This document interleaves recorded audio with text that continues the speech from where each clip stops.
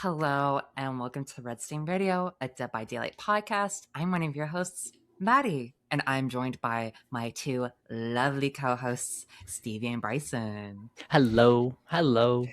Hey, greetings. How's it going? Hey. I'm doing pretty good. I got new glasses. I'm having a nice hair day, and just overall feeling pretty good. How about you two? Good. It's stormy and raining here. It's a vibe. I'm enjoying it a lot. Hopefully the power doesn't go out. So if I drop, that's probably why. Okay, I'm jealous. I want it to be rainy here. It's really nice weather, but I am a sucker for rain. I love rain. I Love a good rain. storm. I love a good storm, Same. exactly.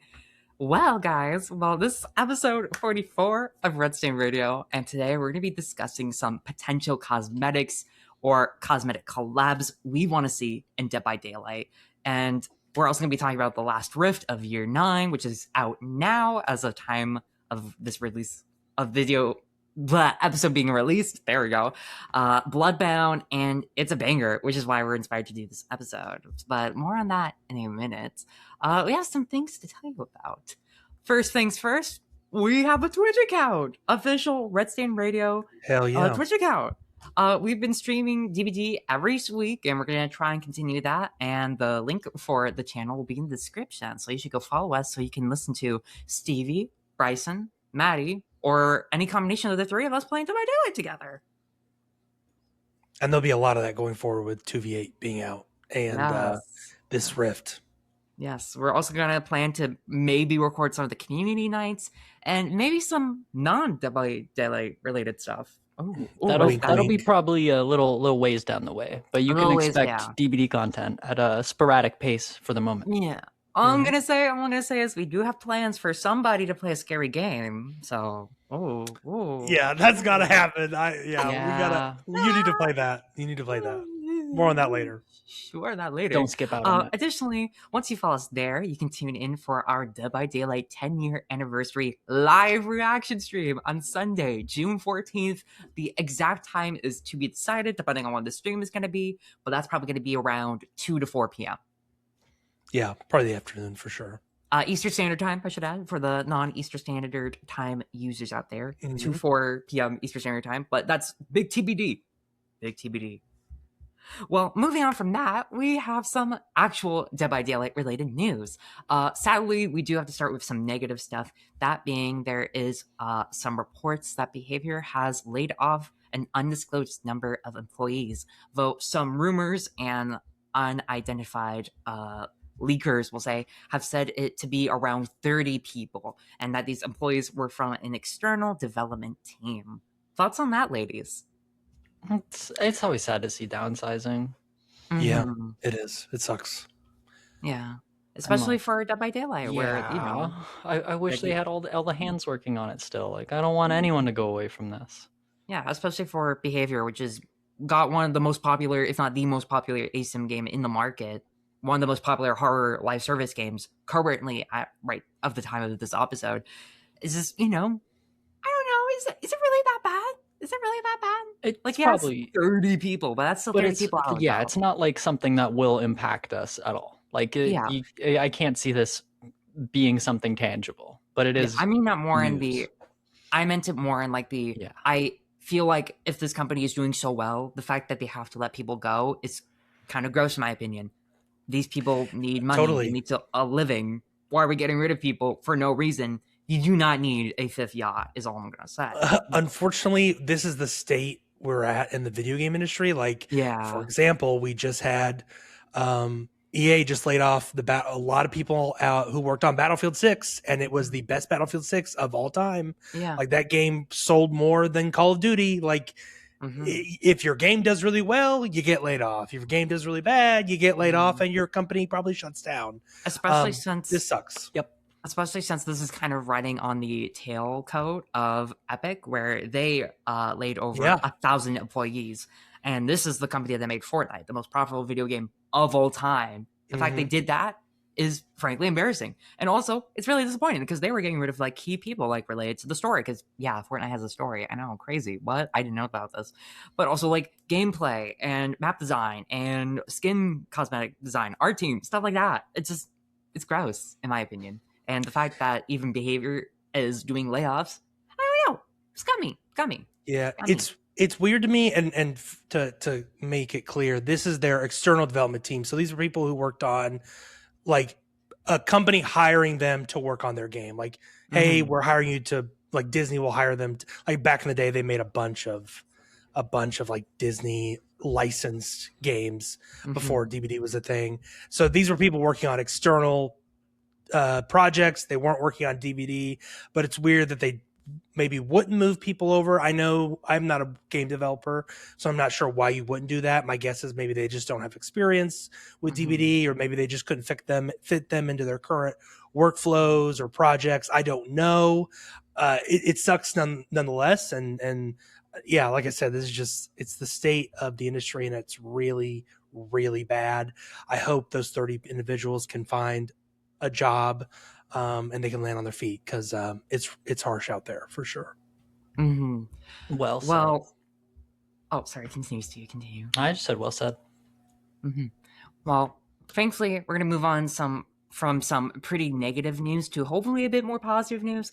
That being the Bloodbound Rift Pass is now out at the release of this episode. It's Darkest Dungeon themed and has been almost 2 years since Behavior acquired the company, aka Red Hook Studio, that is the original creator of Darkest Dungeon. Obviously, when we're recording this, we don't have access to it. We only have the promo stuff. But when this episode comes out, that will already have been out for a couple days. So we're going to pretend it's, amazing. Like, isn't it so cool? I've already purchased it. Yeah, wow. Like, I don't really know why they made Vittorio's cosmetic piece, like, shirtless after you get, like, the Deep Rift variant, but, like, I'm a fan. What? I'm sure. God. And the secret that they hid in the main part of it that you can only find if you click on the right pixel? Crazy, huh? No, whoa. I wasn't expecting Nurse to do all that. That was crazy.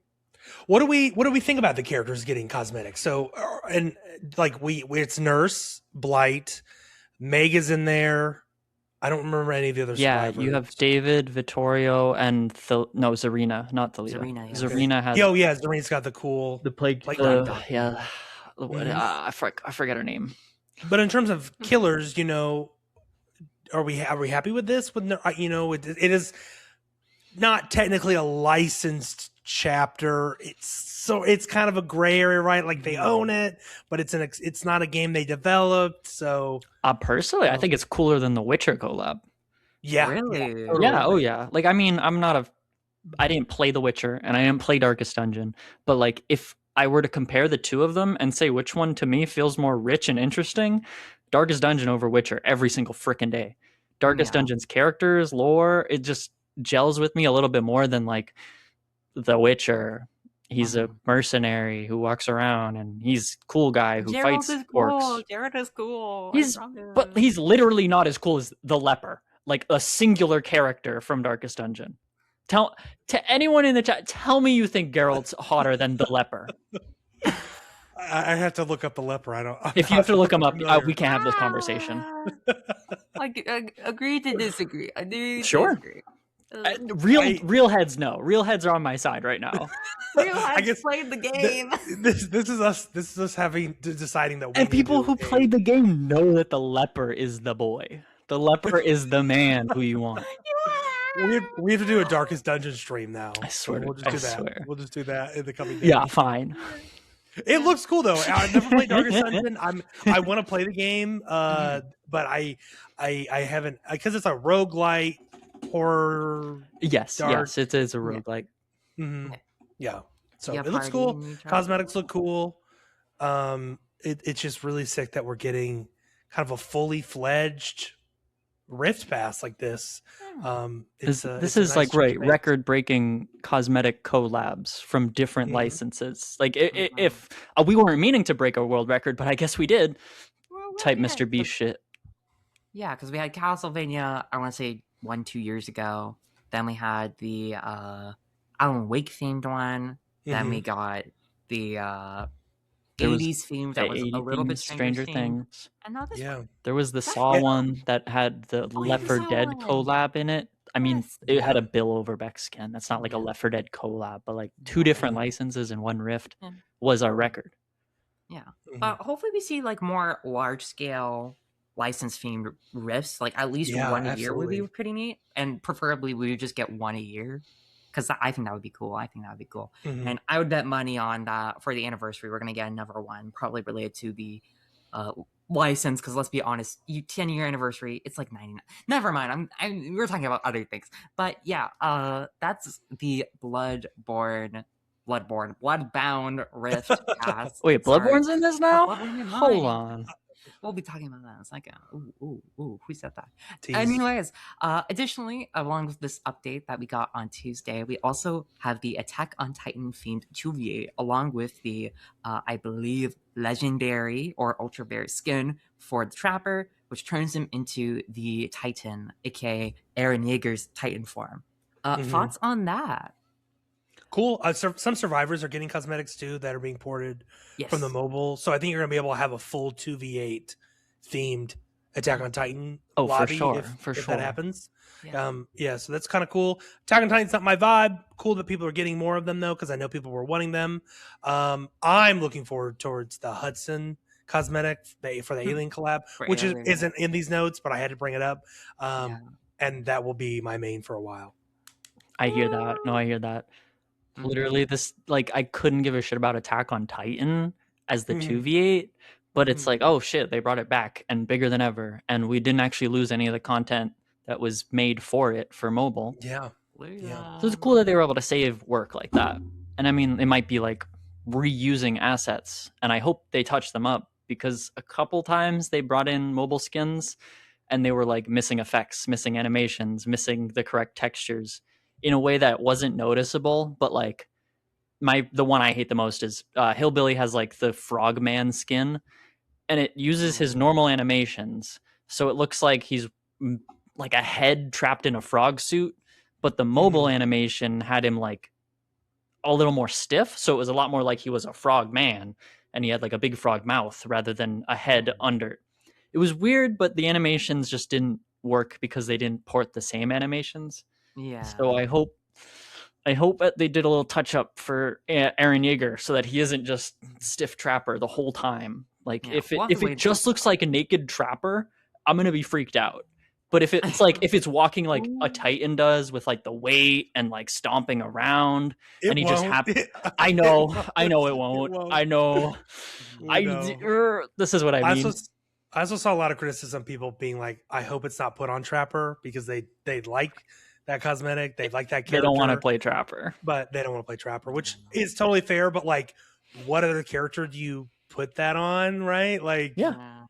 I don't know. And you can always run like Iridescent Stone and like Trapper Sack or Bloody Coil or something, so you don't even have to think about your traps, and you can just play Man with Machete, and you can just run around with like Rapid Brutality and Enduring Spirit Fury, and you could play that way and be like, I am the Titan of M1ing. You play Backpack Trapper. I like Backpack Trapper a lot. Yeah. Backpack Trapper. We got the rumbling, we got the tunneling. Ooh, big head reference. Yes. Well, moving on from some Dead by Daylight news, we're going to get to the topic of the show, which is the cosmetic collabs we want to see in Dead by Daylight.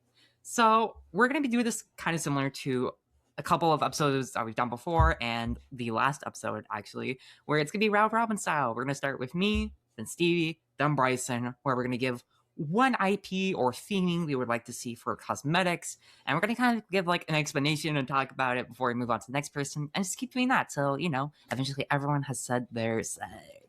Yes. Any questions before we start?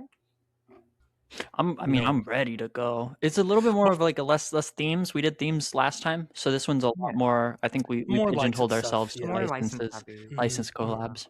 I do want to ask though, before we get into these, are your all's licenses like ideally I want this to be a cosmetic collab, or is it ideally a chapter would be cool, but if we can't get the chapter, I'm cool with a cosmetic? For me, I'd say one of them is definitely I would like a chapter, but if it was a cosmetic, I'd be fine. The rest I want these strictly cosmetics, like strictly. Yeah. I was kind of like wishy-washy. I was a little bit like, this could be one skin for one character, or like one new character. This could be like one extra thing here, or depending on the property, it could be more fungible or more appropriate as a whole chapter. So mine's all over the place. Cool. Yeah, two of mine are strictly cosmetics. The other one I'd like to see as a chapter, but if not, I'm totally happy for a cosmetic. Yeah. So I will start with our cosmetic collabs that you like to see, and I'm going to start with my least wanted and move on to my most wanted. And yeah, we're just going to do that for me. I don't know if Stevie and Bryson will do that, but that's what I'll do that. I'll do that. It's a good way to do it. I like that. Okay. Stick around for the best ones. Yeah. Ooh. So the one that I want the least, but I would still really want, is very simple. It would be one skin for one character, perhaps a little goofy, like clownish, maybe. Ooh, tease. And that is a Terrifier collab. For me, I wasn't a big fan of Terrifier, but I do feel like we have to recognize it from how successful it was. It's one of the highest grossing horror movies with the, I believe, A rating, or at least one of them was. Terrifier 2 and 3 did amazing for horror sequels for a new IP. And though I have some problems with the IP, I can't deny that is very insanely popular when the sequels came out. And the director just keeps getting better and better with the work, and the character of Art the Clown. I don't think he would be a great addition power-wise, because for me, I really struggle to see what he could do that another character that's either licensed or original couldn't. Because besides him, like, spoiler alert for Terrifier series, him coming back from the dead a couple of times, he doesn't really have a power. He just kind of beats people to death with very gruesome traps. Or just, executions, we'll say. So I think for me, it would make more sense if it became a visceral legendary skin for the clown. And maybe they figure out a way to change the code. So maybe his bottles are a bit different. So maybe it's like little bottles of shrapnel and like, I don't know, ketamine. I don't know. Obviously that, but you get the point, right? Like, he's got more pizzazz. Maybe he lasts a lot more than the clown. And I just think it'd be interesting. And also, it would be some love to an original killer who hasn't gotten a lot of love. So giving him that Art the Clown skin would be really cool. And the Mori, oh my god, they have so many possibilities. Oh gosh, yeah. There's so many. Yeah, I don't really have much to say besides that. I just feel like Art the Clown would work really good as a cosmetic. I know the director said he would like to see him as a chapter, but for me personally, I think he would work better as a visceral skin. And I just think it'd be really cool to give it to Clown and give him like the goriest Mori in the game. That's my idea. It's funny, Clown does already have a cosmetic that kind of looks like Art.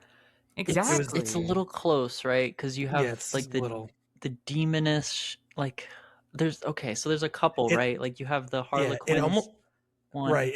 I think that's what I'm like. And it's white. Yeah. And I think that's the community winner from a few years ago. The Pagliacci one you're thinking? Yeah, and it almost looks like the ghost from the beginning of the Scooby Doo movie. In my head, I'm like, oh, that's more of the It clown. That's more of the Stephen King clown. Yeah, true. And honestly, it doesn't have to go to Clown. It could go to any of the killers who are kind of like slashery, if that makes sense. Like, it could go to Trapper, even if we're feeling generous for Trapper to get his like 5th legendary skin. But you get the idea. I think people would be upset if it was on the Trapper. Like we just mentioned, people are upset with Aaron Yeager being on Trapper. But yeah, that's all I have to say for my first choice, my least favorite of the three, but still a pretty high one. Stevie, what's your number 3? Art's a pretty, you could attach him pretty easily to Dead by Daylight, but I don't think my pick you could kind of fit in so easily. This is my third pick. I would love to see a Neon Genesis Evangelion collab. Quite possibly like, classic anime at this point, but a little more contemporary, especially with all the rebuilds and the shows that are still coming out somehow.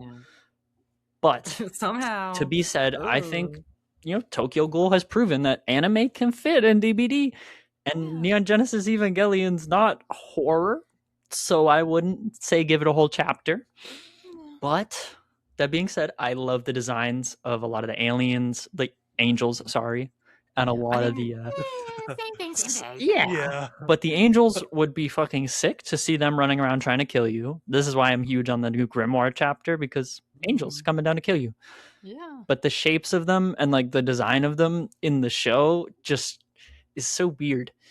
It's a classic. I mean, like everything gets based off of like the mech design and the Ava design, and we could see a little bit of that in DbD. Yeah, I was just gonna say, I could definitely see like one of the Evas being a killer skin and like a cosplay of like Asuka for like Meg or something. I was like trying to think about that as well, and I figured those cosplay skins are the perfect choice because Evangelion can be the collab, but in universe they're just dressing up as the characters, right? We don't have to fully port in Asuka and Shinji to the fog, but like, you know, if somebody's in a plug suit, I'd be happy with that. Literally just put Fungmin in a fucking plug suit, put Yui Kimura in a plug suit, put all the girls in a plug suit, please. Everyone gets a plug suit. Everyone gets a plug suit. Yeah. Yeah. Hell, just give Dwight like a Unit 1 collab, like so Dwight looks like he's wearing a cardboard Unit 1. Give me like a Gendo Ikari cosplay for Vittorio. Oh my I think cosplay outfits are definitely the hero that we're going to be looking for, because we got Geralt, but then we got Sable Ward playing Ciri. Exactly.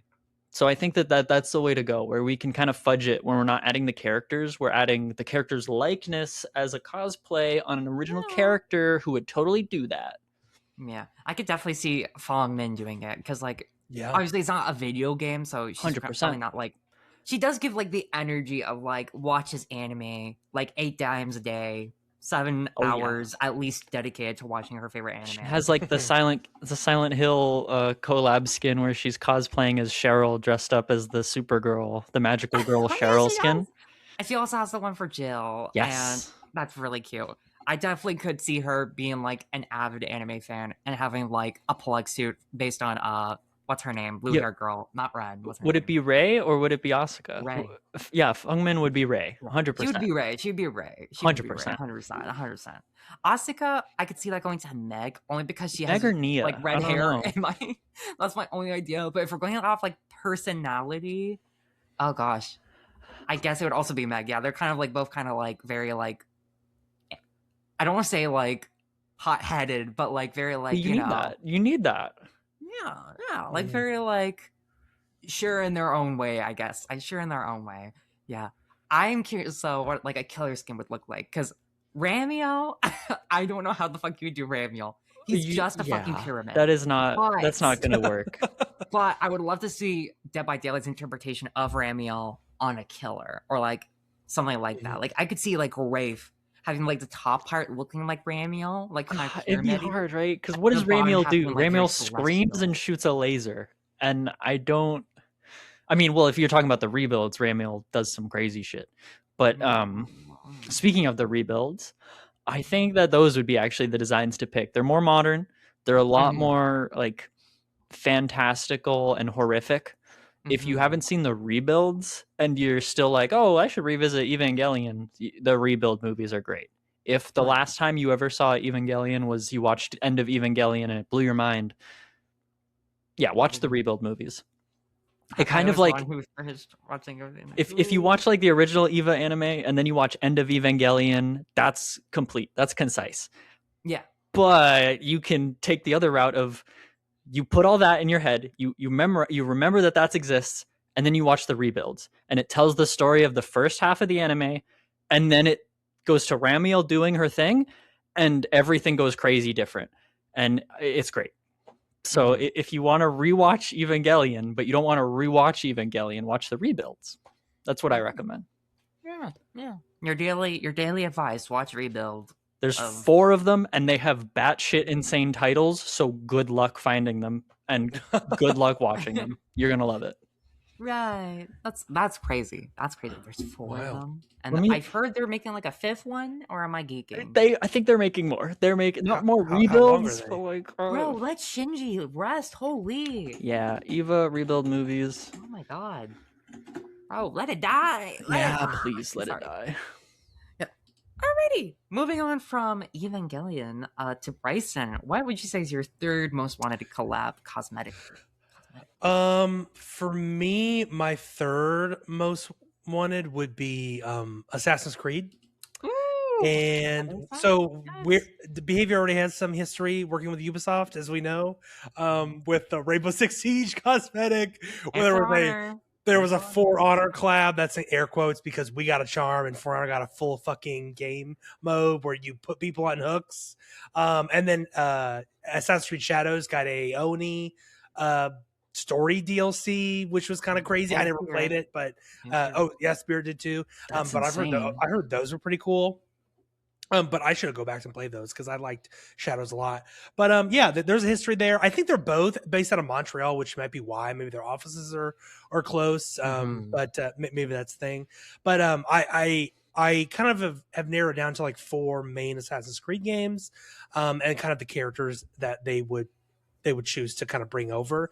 And whether I like that cosplay idea, and like, the Attack on Titan cosmetics for the survivors, they're kind of cosplaying, with the Evangelion, that would be also kind of that situation. I think a few of my other choices would be, but this one maybe I think I have to bring Ezio in with his traditional Assassin's Creed robes from Assassin's Creed 2 Brotherhood Revelations. I was thinking maybe Gabe or Vittorio for this. I don't really know, or you could just give it to a bunch of different characters, like maybe the original 4. I don't know, like you could give it to anyone. It's really kind of a coin toss at that point.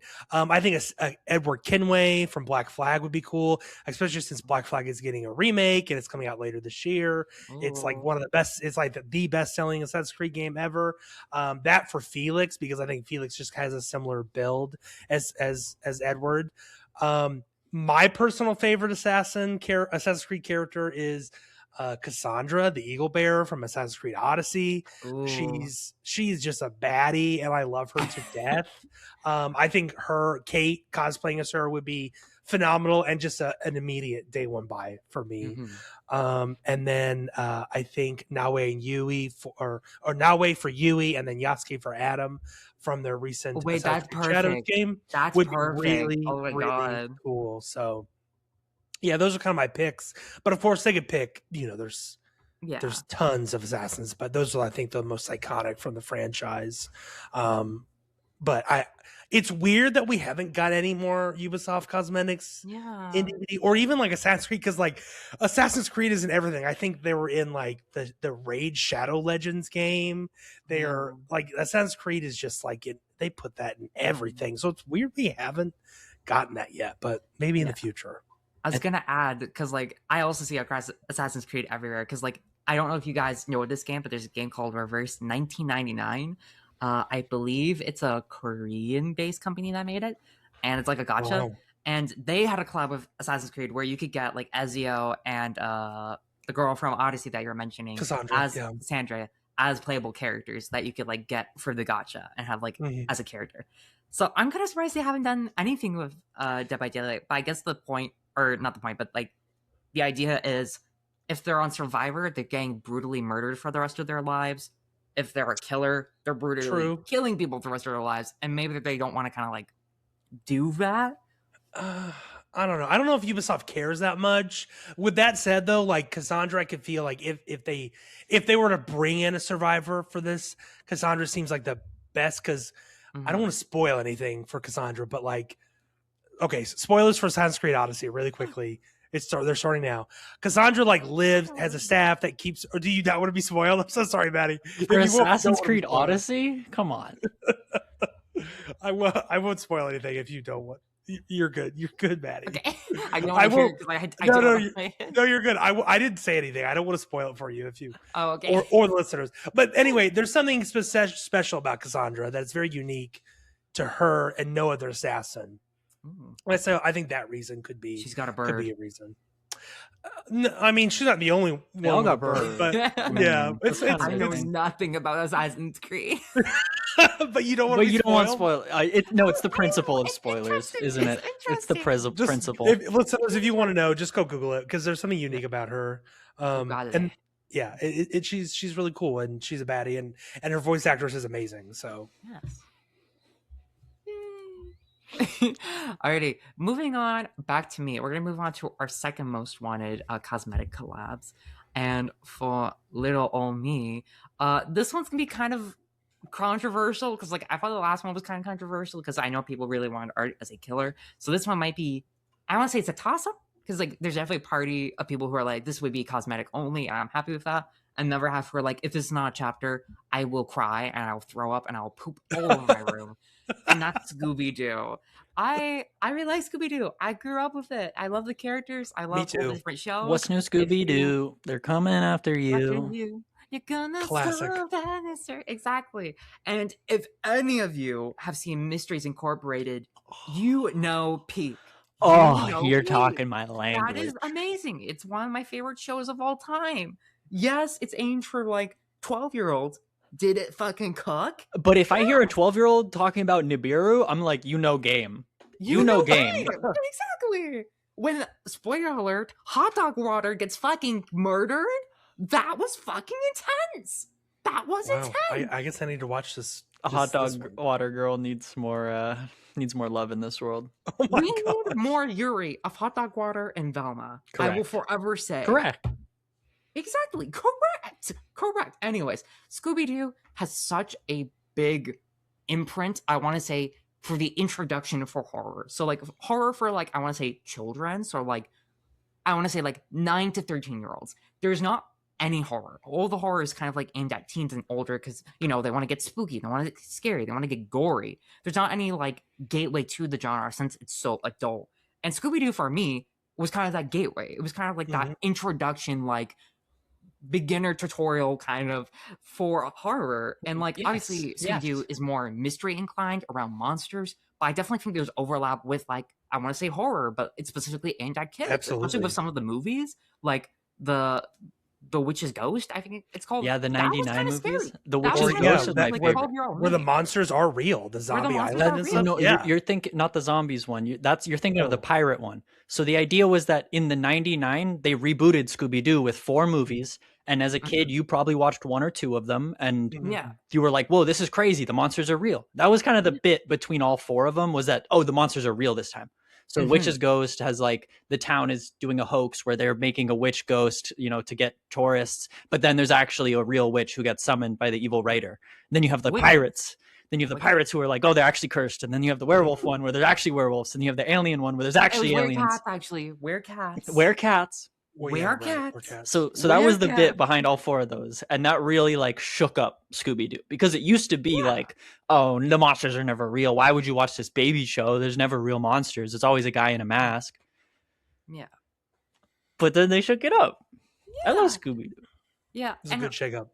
I do want to add really quickly, something I really like about Scooby-Doo is that with each generation, there is a new Scooby-Doo that kind of like grows alongside that generation. Like there was the original very old one in like the 60s. That's what I grew up 60s and 70s. I watched There's that the too as a 60s, kid, and I 70s. love that. Where show. are you, Scooby-Doo? Love There's that show. 80s and 90s, the early 2000s and 2010s, which is the ones I grew up with, and even the new ones, especially with the my second point, which I'm getting to, the prequel live action show for Scooby-Doo, which is being made by Netflix. And Behavior does have some connections to Netflix, so I can definitely see maybe them doing a collab based on that, with that being their gateway.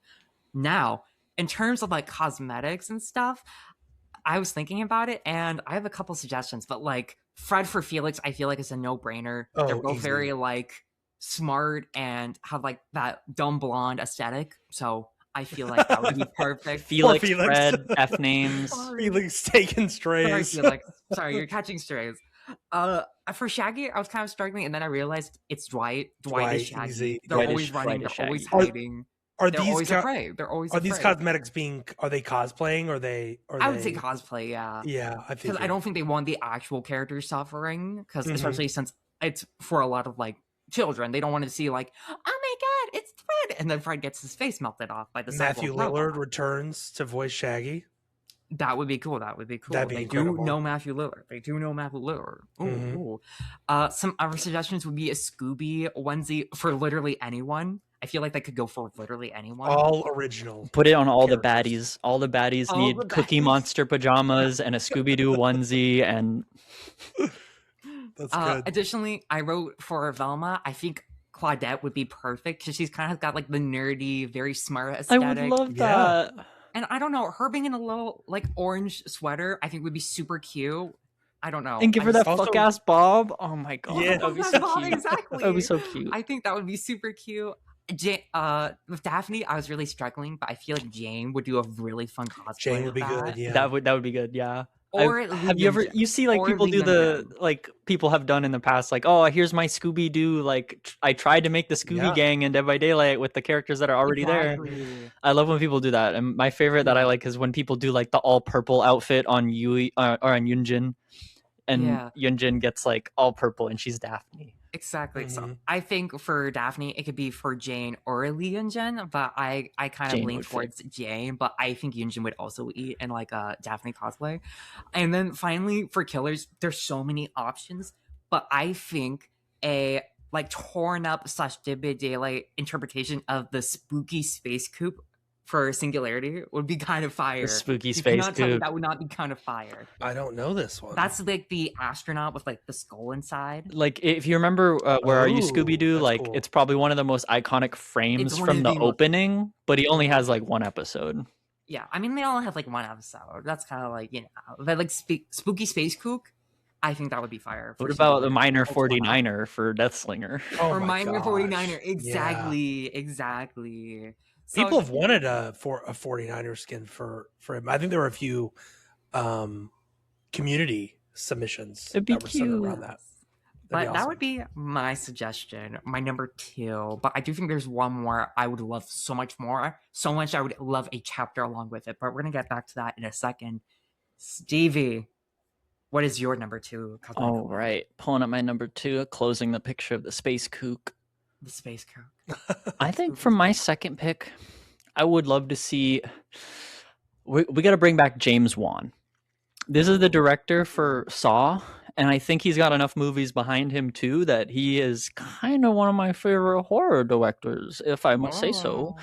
Saw, definitely in my tops, but I've had great times watching Insidious movies, the Conjuring movies. Malignant is a James Wan joint that I'm going to talk about in a minute. But James Wan has kind of done like a couple of those weird indie franchise horror movies that you've seen. He's either had a part in them, either producing, but the ones he's written and directed in, or written for and directed for, they kind of, it's got a James Wan sauce to it. And that sauce is like a thick brown gravy that is just perfectly savory. Like you do know what I mean? Like if you're watching a James Wan movie, there's like I can touch it and it's greasy and not the analogy I expected. No, like you watch Saw 1 and you're like, there's something on my TV. Oh no, it's just the movie. There's a grime to it. There's a grime. Yeah, it's tangible. I get that. Yeah. And I think that like as far as characters go, it's a little hard to pick a character out of a James Wan movie because it's a lot of just great shots and the characters are kind of not developed super well. He's not an incredibly introspective writer. I'll give him that. But he's good at his directing. So when I watch a movie like The Conjuring and Insidious, the fact that the main character like guy is the same actor between them, those movies are just melted in my head. I cannot separate those franchises because Patrick Wilson, he plays the main guy in both, and the character is the exact same in both. He's a paranormal investigator. And if you've seen one, you've seen the other. But Insidious is a little more like low budget indie, and The Conjuring is a little more high budget franchise. So that's like the real difference. And we could kind of take him, if he's down to give his license, he would fit in Dead by Daylight as like generic white guy investigator. So let's get Patrick Wilson from all the James Wan movies. And I spoke about Malignant because I think that one probably has the creepiest killer that I would love to see as an original or a collab. It's really hard to not spoil Malignant by talking about the killer. Spoiler for Malignant. I don't have to spoil it because it's pretty gross and you should watch it. But it's one of the grossest monsters I've seen. And the creature just like surfaces in a super gross way. And it's the last movie to make me actually like sick and throw up in the toilet. So watch this movie at your own displeasure. Yeah. Okay. And it just reminds me of how like the Krasugu is now our like peak of gore, and I could totally see something like this. We take James Wan's gory influence and then put it right up against where DbD is at now, and I think we can do a lot better than the current head pop animation if we're gonna bring back James Wan, because like the reverse bear trap, that's the only thing that you can think about. That is a James Wan classic. That is something that was designed and built around the entire movie of Saw was built around the reverse bear trap. He made a short film because he thought the reverse bear trap was such a cool idea that then he had to make a whole movie around that short film. And now there's a whole franchise around that one trap. So I think this guy's brain's pretty neat. He's pretty gory. I understand. Give me James Wan again, please. I want him back in Dead by Daylight. And I don't know how connected he is, like with Blumhouse and him being like a big part of Blumhouse and Blumhouse getting like a couple more collabs, but them getting bigger. Maybe the price is too much for Dead by Daylight. I mean, they are making the Dead by Daylight movies. So there's definitely going to be like, you know, some intersection. He isn't out of reach. That's why I feel like we can pick a director, and much like how like Junji Ito got a collab, and given it's like a whole like company handles Junji Ito's works now, he like designs manga, but then a publisher handles sending that out, and a publisher owns the characters and can dish those out and has all the, you know, reference material that's made by different people. James Wan, it's a little different. It's a little more one auteur, but I would love to see if we get that again, like pick an auteur and give me a cosmetic collab with an author and a designer, like somebody who can make a splash and that don't have to like make a fully rounded out chapter, but they can collab. Give me auteurs. Malignant is a unique pull here. Malignant is. You don't hear that movie brought up a lot these days. All I'm gonna say, spoilers for Malignant. All I'm gonna say is whoever the killer skin goes to, I'm always gonna feel bad for fucking what's her name for having to have the fucking creepy ass face on the back of her head being. That's gonna be fucking bad, and I'm gonna feel so bad for what's her name. I forgot her name, but the protagonist. I'm gonna feel so bad. Yeah, for her. I don't want to. Yeah, okay. Like, help me! As like the fucking head is like. Give it to Unknown. Oh my god! Yes, with the way the body, the unknown Gabriel skin, and proportions and stuff. Oh yeah. If you haven't watched if you haven't watched Malignant, this probably doesn't make any sense to you, but maybe go look it up. Yeah, like the moment you're watching Malignant and you're like, why is this character moving so creepy? And then you're like, oh, the monster's backwards. And then you're like, oh no, the monster's backwards. We've already seen who is the monster because we've seen everyone else we've seen all the characters. Who is the monster? And it's of course it's the protagonist is the monster. Yeah. But it's fun when like she goes backwards and she like she stabs. She gouges out Zoe Bell's eyes backwards. Yeah. Oh my god, I love Zoe Bell. The entire police force backwards. That's crazy. Yeah, that is the scene of the movie. Is that the part that made me sick was the prison scene where there's like all the prisoners are like beating her up, and then she like goes rage mode and goes backwards and Enough about Malignant. Oh, this is a Malignant podcast now. Welcome.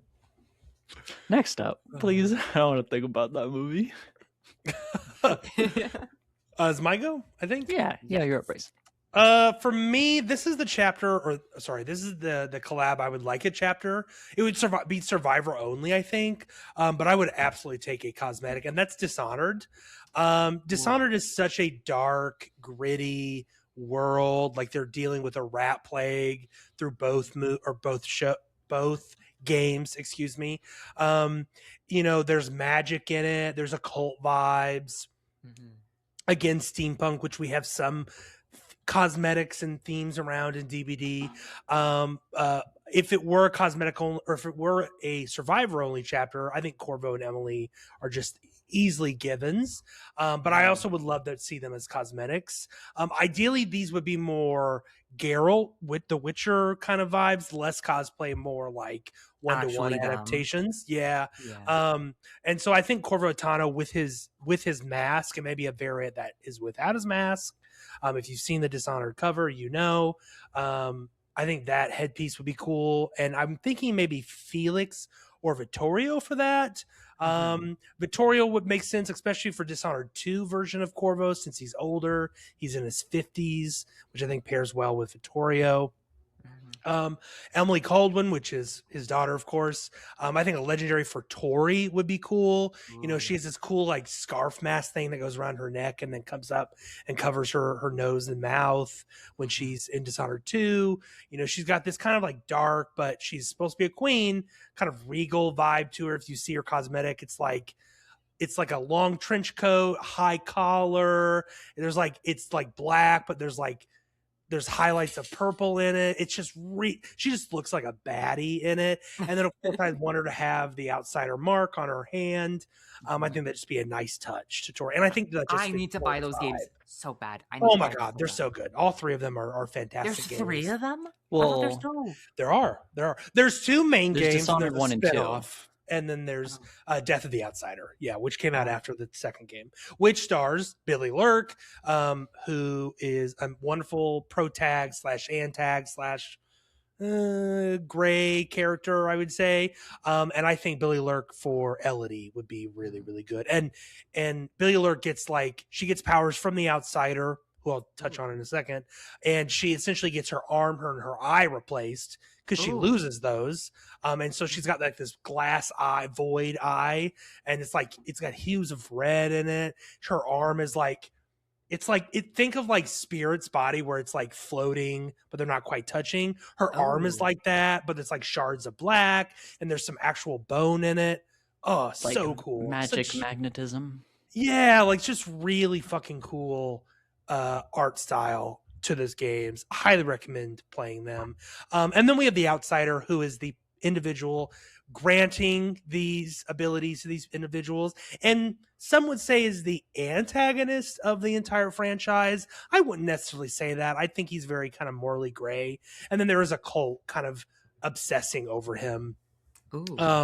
And kind of worshipping him, which really unique twist, which I won't spoil here since no one has played them. But really, really interesting backstory there with the Outsider. I'm not really sure who an Outsider cosmetic would go to. The only thing I can think of is he floats. You never see the Outsider walk around, so I'm not going to say trap or anything.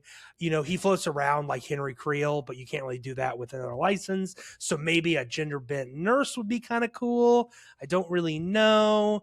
We never fight the Outsider in the game, so I don't know. I don't think we'd see the Outsider as a cosmetic, but it'd be kind of cool to see. Mm-hmm. Give me a Dishonored anniversary collab, and then make Trix into the Outsider. That would be kind of cool. So just floating and giving you British lines. Yeah. He's not really British. I must for being. No, I think he's American. Actually. Yeah, for being Cornwall and you're in steampunk Britain or Victorian Britain. I know the Outsider is not. The Outsider's an outsider. Yeah, because the games were developed in the U.S., so I don't think a majority of the voice actors are. Was it Arcane Studios? I swear it's Arcane. Yeah, Arcane. Oh Arcane Austin, yep. And they've unfortunately been shut down. My friend's stepdad used to work for Arcane. Oh, that's crazy! Crazy cool, right? That's such good games. If you've not played them, go play them. The first and second game also have a lot of story DLC that I would recommend playing. That plays in to later games Death of the Outsider, which is a Billy Lurk spinoff, and Dishonored 2 stuff. So highly recommend it. Damn, I have some catching up to do. I want to play all of that. I've been wanting to play it for years. I need to buy it. They're really good. They go on sale a lot. I didn't give Dishonored the benefit. I must say, when I last played it, I was like, fuck it. This is an old ass game. I know how to play stealth parkour games. I could beat this on hard mode. I just booted it up on hard mode and I fucking rage quit 40 minutes in because I'm but damn, the enemies hit so hard and detect me so easily. What's with this? So it's my fault. My fault. I would say the standard for immersive play standards. Yeah. The original Dishonored is really cheap. Oh my! I just looked it up to see if it was on sale. No, it's worth it. The first one's only 15 Canadian. That's 10 American. My favorite is Dishonored 2 because because with Dishonored 2 you get to play as either Corvo or Emily. You get to choose. Oh, you can choose which one. Okay. And I like Emily's powers better than Corvo's. But it's personal preference. They both have different abilities. And then Billy Lurk has a whole new set of abilities in her lone game and slightly different mechanics, but yeah. I will say really quickly, the one thing that really interests me about Dishonored, this is totally unrelated to Death by Daylight, but what I really like is the different endings you can get and how it's directly tied to what you do. And it's not like in a lot of video games where it's the good choice and the bad choice. When you're in dialogue, it's kiss him or stab him in his dick. That's not in the game. If you kill more people, the world gets more scared. The plague gets worse. there's more chaos. But if you don't do that, it about stays the same, and you can try and save your daughter. And I think that's really cool. I don't know if that continues into Dishonored 2 and which of the high chaos endings is canon or whatever, or is it the no chaos ending is canon? I'm not sure if there are canon. I don't know that they define canon. I thought it was that it's just an entirely different thing. Yeah, because I definitely want to play. I definitely want to play. I want to play and draw. I want to play and draw, and I want to play and draw Dishonored really bad. Really fun, really crazy though. Some of the non-lethal options to get rid of certain targets are really fucking dark. Yes. Like worse, like that you would have been like in terms of like would you rather die or would you rather have this non-lethal option? Like dying is the better option for these people. Like some of them are really dark and scary. So I know it's crazy. I could be geeking, but I'm pretty sure in one of the games there is like one target where basically you either kill her or you expose like she's cheating on her husband, she was lying to her city because she's like a government official, and also I think she like loses her kid, and then you're just kind of like bye. I could be totally wrong. I have not played the games, but I know there's a lady who gets like absolutely fucked over, and it's like, oh god, maybe I would kill myself.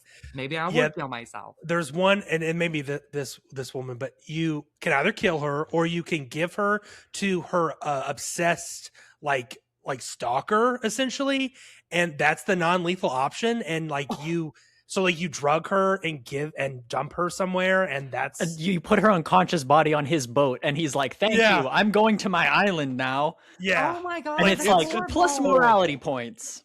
Or sometimes you turn someone into like a vegetable in the second game. Like incredible decisions here. Like you could kill them, or you could just ruin their life for the rest of their... actually mouth a game.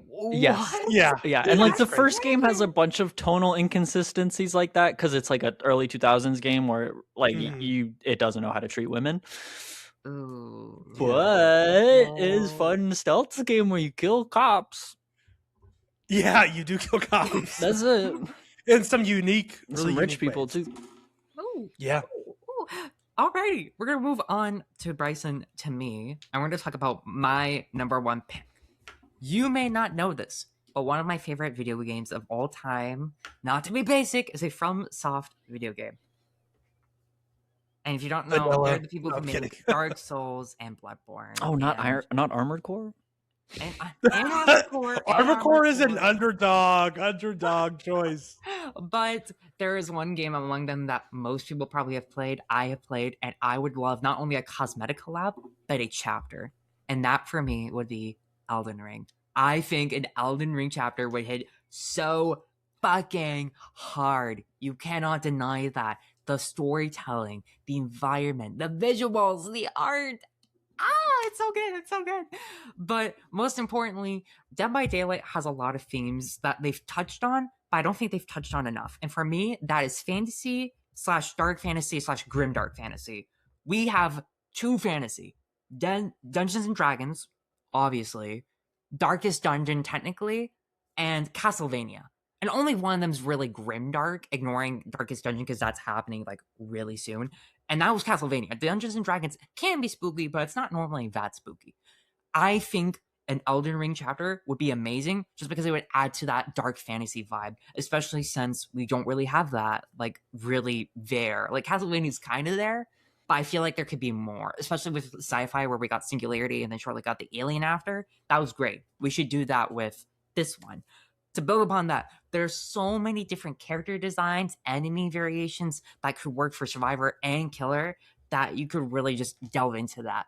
I have a few ideas I wrote down, but some of these include Bloody Finger Hunter Yura / Shabiri for the Oni, who's kind of like the guy in the steel hat who looks like a Ronin, and he has the Ronin set. And I think he would be really fucking cool because like I can definitely see them like altering his power a bit. So instead of going like with the red blood, it's like the orange frenzied flame. And I think that would be really cool for a skin for him. I also wrote that Dredge, my baby, he has all the multiple limbs. It could be any of the like amalgamations from Stormvale Castle or Godric himself. I feel like that would go so fucking hard. And like the big hand on Dredge could be the dragon head. That would be so cool. And of course, when we're talking about Elden Ring, we have to talk about Millennia. I feel like she would be a great candidate for an original killer for this chapter.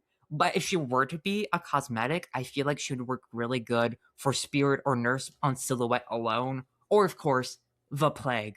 However, the only reason I didn't mention Plague as like the number one is she's kind of unique in her way. And she doesn't really have a sword. She has like the incense burners. I don't really know how you do that. But I feel like there's so many different options, character designs for Survivor and Killer, that Elden Ring I think would be amazing. And also it would get FromSoft in there, which I feel like does have a lot of horror elements that aren't really talked about, especially in like Dark Souls, Bloodborne, even Armored Core has some horror elements. Thoughts on that? I'm like here for it. I'm totally here for it. What's separating Elden Ring from Bloodborne for you? Why would you pick Elden Ring as the fantasy choice over the strict Lovecraftian choice? Mainly for me, I just feel like they would pick Elden Ring just because more people have played it than Bloodborne, and Bloodborne is sadly stuck on PlayStation probably forever, and it's never getting a remake. If they did do a remake, I could see Dead by Daylight doing a Bloodborne chapter or a Cosmetic Collab with that, but I think it would be more important to do Elden Ring just because it had such a huge cultural impact in the gaming area since it came out during the pandemic. A lot of people were playing video games. A lot of people, it was their first Soulsborne video game. So I feel like that would be really important for like potential customers slash buyers who are like, why should I be interested in this FromSoft collab? And it's like, oh, it's the game I played. I could be Millennia, Blade of Mikola, and I've never known defeat. Like, okay. Let me solo her. Let me solo her. That could be a Survivor cosmetic. I could see that. I could see that. That would be hilarious. Let me 5-gen chase her. 5-gen chase her. Oh, that's good. Her against Millennia. Little summon really sign good. in your ready lobby. Yeah, but I just think it would be really cool. I feel like there needs to be more fantasy, and I would love to see FromSoft in Dead by Daylight. I think that would be really cool. I huge agree. Have they done any collabs before that you're aware of? Like FromSoft themselves? I can't. Really. Like, are there any like there has to cosmetics be in Fortnite or anything? Like a small handful, but I can't name any top of dome. Like if somebody out there is like, oh yeah, the Bloodborne Hunter was already in XYZ, or like, I don't count Bloodborne Cart. That's a fan game. Or they were in Pokemon Go. Oh, interesting. Not actually. I was just making. I got Godfrey the Grafted shiny in Pokemon Go. Oh come on! I got my 5th Mikola. What the fuck? It's fucking. I think Elden Ring. I don't need Mikola.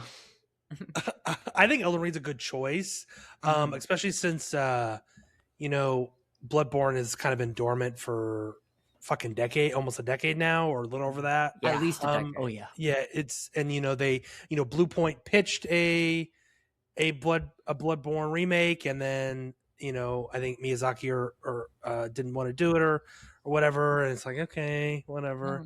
And then they closed Blue Point, so that really sucks for them. But Elden Ring, it's still very hot. Night Rain was a couple of years ago, and the movie is happening now. They're filming it, so yes, yeah, marchandising, marketing, that stuff is really Dung Eater. Yeah, we could do Dung Eater Plague. Dung Eater cosmetic.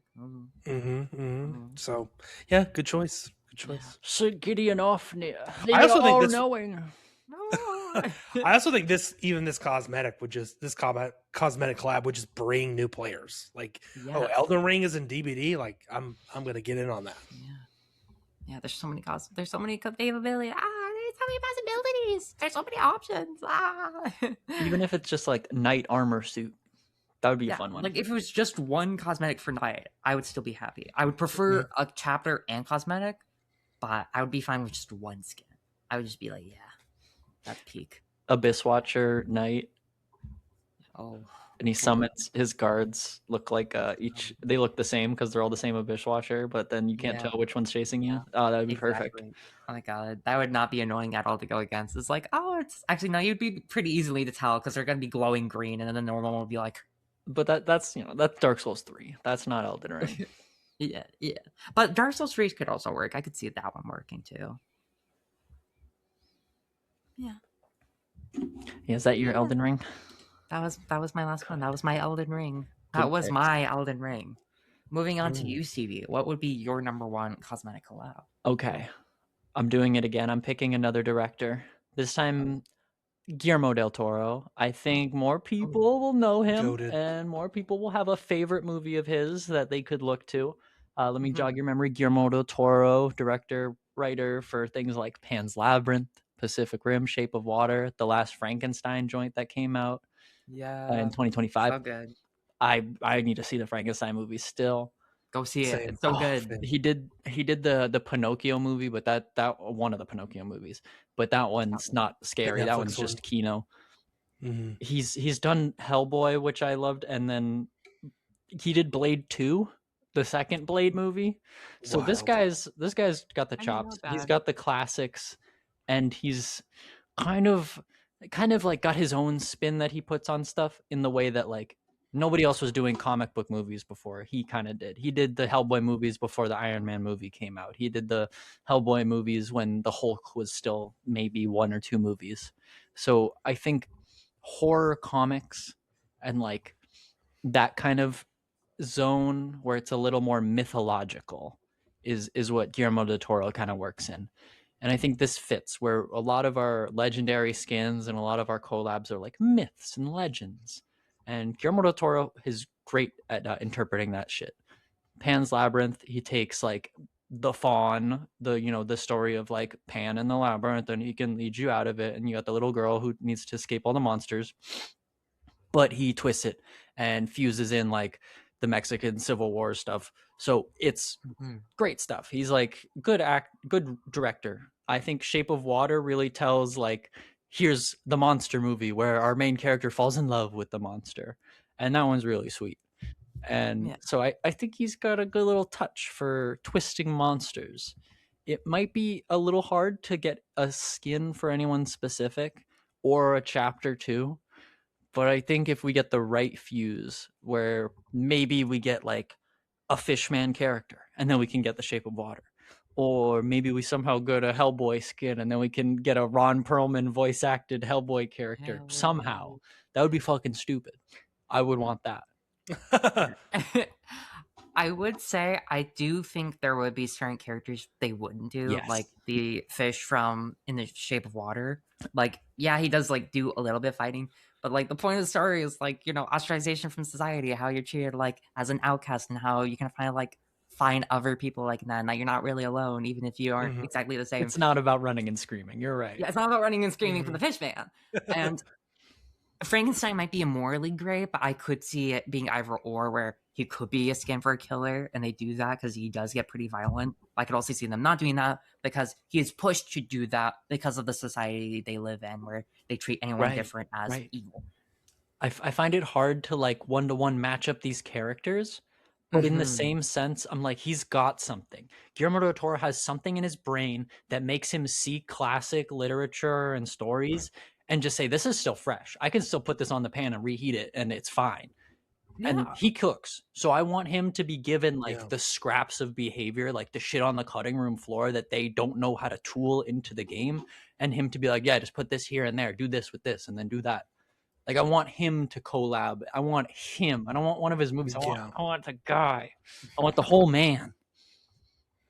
That'd be amazing to work with him on a few pieces of, like, I can't figure out how to put his movies in, but I know he could, and that's what I trust. Side note, though, Hellboy is a survivor.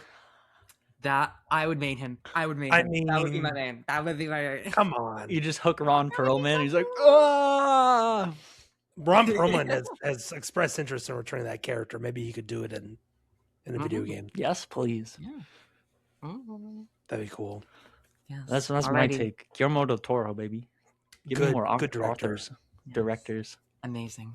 Auteurs. And what is such an insightful human being?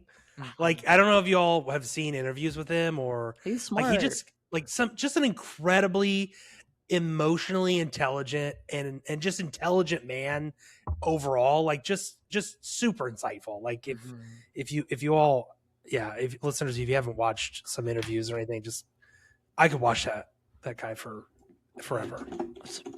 Yeah, no big time. All right, Bryson, you are our last. Yep. You've got I this. will close this out tonight, and my number one requested cosmetic collab is Cyberpunk 2077. We already have a CD Projekt Red collab. Like we've mentioned The Witcher a few times tonight already. I think they killed it. That was, by the way, that was 6 cosmetics, both survivor and 2 killers. 4 survivors, 2 killers, I think. Yeah. And so I have 8 ideas for survivor, mostly survivors, but then 1 killer. Because adaptation of a killer from Cyberpunk would kind of be a little difficult, but we're gonna try it here. So here we go. And I would imagine some of these are cosplaying, and some of these are actual like 1-to-1 adaptations. Mask V for David, and I'm talking so masculine V, that's like the cover art V, the more mask version for David. Yeah, for the base game, I think a mask V for David would be great. Fem V for Nia. I think it's just like, I think that one's golden. This one I love. Johnny Silverhand, voiced by Keanu Reeves. This has got to be a 1-to-1. This is not a cosplay. No, like a legendary. For Ace. That fits. Yeah, for Ace. Like, I feel like that's the money pick there. Jackie Wells, I think this would be a good one for Jeff. They're built very similarly. I love Jackie. Yeah, rest in peace, Jackie. Rest in peace, Jackie. Not a spoiler for Cyberpunk. If you play it, it's like you know why. It's like the first big mission. Judy Alvarez for, I was thinking Thalita or Yunjin. One of those 2. Yeah, I see that. Pan Palmer for Elodie. That would eat so hard. That would eat. Oh my god! And these are kind of getting into cosplay territory for these folks. Rogue for the new Grimoire survivor. That makes sense. Old lady. Bada bing, bada boom. Bada bing, bada boom. Yeah, Aurora. Yeah, I couldn't remember her name. I couldn't remember what the name was voted on. I want to call her Imogen because that's what I voted for, but it's Aurora. Aurora. So Rogue is like older. You know, we have flashbacks of her, but mostly we deal with older Rogue. Yeah, and I think and that is almost a 1-to-1 just naturally. Those 2 characters. They have like the sideswept hair. Yeah. Gray hair, scars and stuff. So that'd be really cool. I totally see it. And then finally for the killer pick, that's most of the main characters for Cyberpunk. For the killer pick, Adam Smasher is like the most notable antagonist in Cyberpunk. And I'm thinking for Oni or Trapper. However, I think both of these are insulting for Adam Smasher. I think Adam Smasher should be his own killer. Yeah, I agree. I could not see that as Trapper as like this big brooding machine where man and like robotics just kind of intertangle with one another, and you don't know where one starts and begins. And then he's just like, he's just putting down bear traps. It's just an insult to Smasher. If it had to go to a killer, I think Oni would be the best choice. Yeah, I agree. He does kind of match like brute strength. And yeah, I don't really see anyone else doing that. Yeah. So I do agree. If they can, maybe a paragraph would be really good where we get one killer and then a bunch of cosmetics would be really fun. That'd be awesome. But yeah, Cyberpunk, love it so much. It's so good. And he can be a potty mouth. We've got Chucky. He's a potty mouth. He can have a buddy. Yeah. He can have a buddy that also swears all the time. Oh my god, yeah. He's like, look at that fuckable piece of meat or something like that. He says it. His words, not mine. It's like I can't. But yeah, he's got a potty sound mouth. like an Outlast Prime asset right now. Literally. Right. Yeah, exactly. Yeah. So. Speaking of which, I'm surprised no one mentioned Outlast as one of their potential cosmetic collabs. I want that to be a chapter. I don't want to dig into it. I want to fucking open that can of worms when we can eat worms. You know what I mean? Very well said. Yeah. Yes. Well, thank you so much, Bryson, for being our closer for tonight. Before we close, though, I gotta correct myself. I think when I said Pan's Labyrinth, I said it was set in the Mexican Civil War, not a thing. Like I fucking slipped up. I meant Spanish Civil War, and I didn't correct that. I didn't notice until you all started talking. It's all If good. none of y'all, if y'all don't know, you didn't notice I said Mexico. I'm bad with geography and political. I'm also bad with geography. There was no Mexican Civil War. Moving on. Before I close out the episode, we have to do the Red Stain Radio Kill Your Tier List, which is our ongoing tier list. Where, if you don't know, we're going to be building a killer tier list for the podcast. Where each episode we're going to put one killer onto our official killer tier list. And we'll keep doing that until eventually we've gotten every single killer on board. And we will update this when new killers get added as well. Mm-hmm. Well, today, this is the third time we're doing it. So that means we're doing killer number 3, which is the Hillbilly. So we're going to do a count of 1 to 3. So on 3, tell me what tier you think Hillbilly should be on. And remember, it's S, A, B, C, D. That's to be changed, maybe. But currently, it's just those 5. I don't think it'll change. Yeah, D through F. Alrighty, on the count of 3. 1, 2, 3. Hey. Nice. Pretty unanimous. Mm-hmm. He's very strong. He does have some limitations in that you have to be good with him. You have to be able to curve. And obviously, if there's a lot of walls or closed, tight halls and his fire gets away, you're pretty cooked. But besides that, he's very fast. He can insta-down survivors. And he only gets stronger the more he uses his power. Pretty simple to say. He's good. He's very good. Yeah, a lot of mobility. He can one-shot people, and if you're good with him, you're good with him. So just takes a while. The counterplay to him is a little unintuitive, but you have to play against him to get your counterplay. It's not like, oh, you picked up the item that makes his chainsaw worthless. It's you literally have to know how a hillbilly plays. You have to know what they're looking for and play against it. It's and use the terrain. It's a high level advantage. Exactly. Alrighty. Well, thank you so much, guys. That is all we have for this week, folks. Go follow us over on our Twitch and our socials on Instagram and TikTok. And join the Discord if you can. Stay updated on all the things Red Stain Radio. And maybe even get to play DbD with us or the community. Thank you, Stevie. Thank you, Bryson. Thank you, listeners and viewers. We'll see you in the fog next week.